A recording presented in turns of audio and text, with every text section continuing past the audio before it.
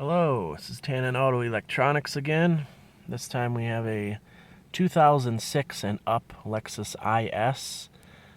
This is the IS250, the IS350, and the ISF. They all suffer from the same problems of faded needles. You can see the mile an hour needle is completely out, and the RPM needle is starting to go out at the base. Now, this one has 260,000 miles on it.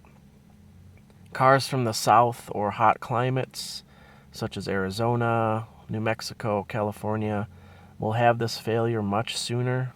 We've seen it as low as 50 or 60,000 miles in hotter climates.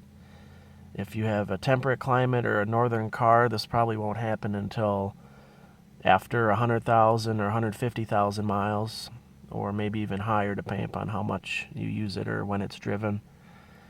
This one has probably been out for a while, but the owner has dropped it off for repair. So we're going to show you how to get this cluster out of the vehicle so you can send it in to us to get it restored to like new condition. Alright, so step one, you need to make sure the wheel is turnable. So push the button to the on or accessory position so it doesn't lock. There's a screw, Phillips screw right here that you need to take out, and then turn the wheel to the left. And there's another Phillips screw in here you have to take out because we need to separate this and remove this. The second step, there would be two screws on top, and these are plastic screws in plastic housings, so they look like that. I'll try to get a better angle of it. So here are the plastic screws that you have to remove from the top of the instrument cluster. Now you have to be very careful because they don't like to come out if you put too much pressure on it. So you want to put light pressure while you're unscrewing these, because you need to get the plastic screw out of the plastic housing. And once that's removed, you can pull the entire clip out, and that's the easiest way to do it without breaking them. Alright, the next step is to pop this trim piece out. It's just clipped in. And then same with this bottom panel. There's no screws holding it in, it's just all clips. As you can see right here, it just clips into the dash. And then we'll move over to the other side here. Might have to use a trim tool or something to get in there and get the appropriate leverage, but pull, don't be afraid to pull, it'll just pop straight out. Alright, now that that's out, you can see there's a screw right there you have to remove. And then same on the other side, Phillips head screw. Once you get those two out, you can remove the trim piece in front of the cluster. So we will go ahead and do that next, after we remove this plastic housing around the steering column.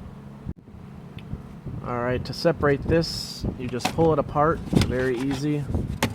And you'll see there's like a dust shroud or a little piece of fabric here that is part of the housing in front of the cluster, the trim piece. So that is why you have to remove this. And then we've already removed well, we haven't removed the screws yet, so we're going to remove these two screws and then we'll come back for the next segment. Okay, we have removed the four screws now holding in this trim piece. Now you can pull it straight out. It comes with this panel, as you can see. So we'll set that aside. And now the instrument panel. The bottom screws that held the trim piece was also holding the bottom of the cluster in. The top of the cluster is just clipped into the dashboard.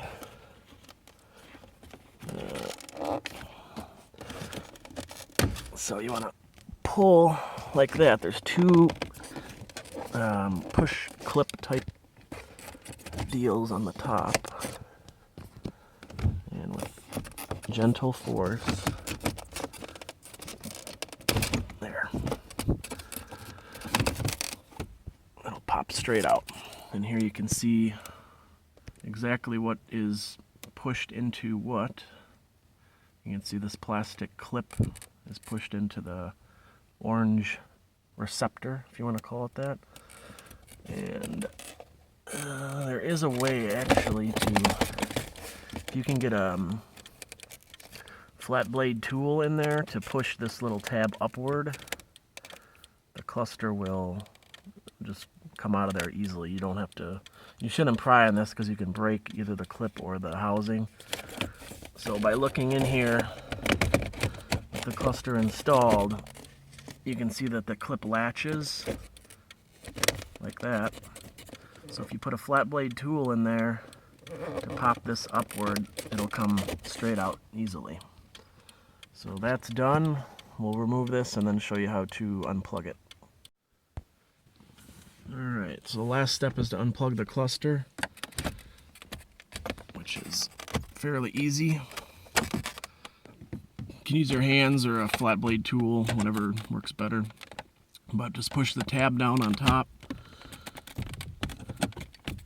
and at the same time wiggle the connector out. Not the easiest to do one-handed, but it's possible to do. Alright, you want to put the steering wheel all the way down, and then you should be able to work the cluster out, either left or right, whichever way it comes easier. Make sure not to scratch the lens pulling it out. And there you have it. Again, now you're at this point, you're pretty much done. You want to go to our website, taninautoelectronix.com, and download our work order form. Fill that out, include it with the cluster, and send it in. Thanks for watching, and we look forward to fixing your cluster.